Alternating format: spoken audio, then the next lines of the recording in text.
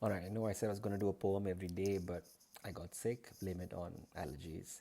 So, little context of today's poem. I wrote this poem in response to a terribly insensitive Facebook campaign where women were posting the color of their bra as a means of generating awareness for breast cancer.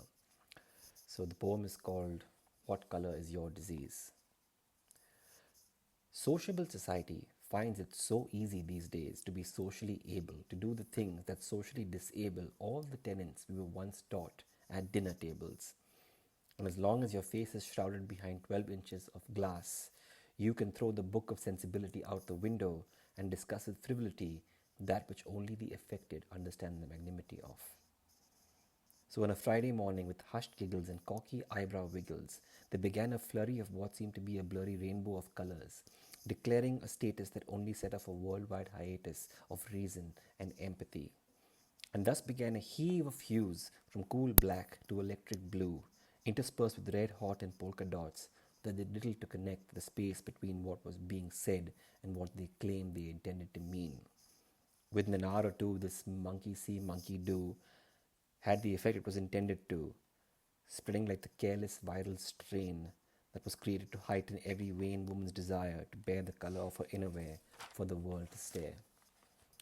And once the DNA of this killer was identified, they glorified that which should have been vilified, stating in no uncertain terms that this alleged creative germ was meant to give hope to those who had been forced to grope in the darkening shade of a disease whose very name was now synonymous with despair: cancer.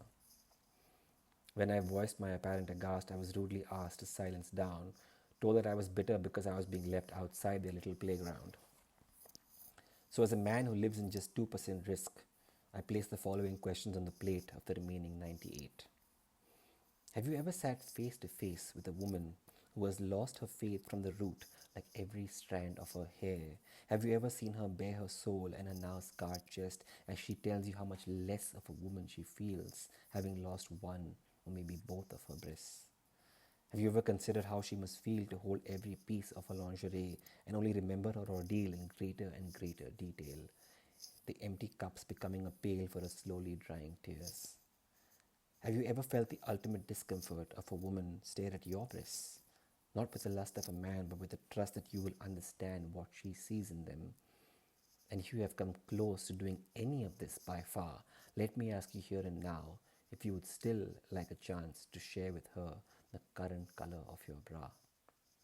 Now, I'm no expert on the subject, but I know that some pain and fear can adhere itself to a person's body, mind, and their very soul to the point where it begins to leave a hole that no medicine can suture.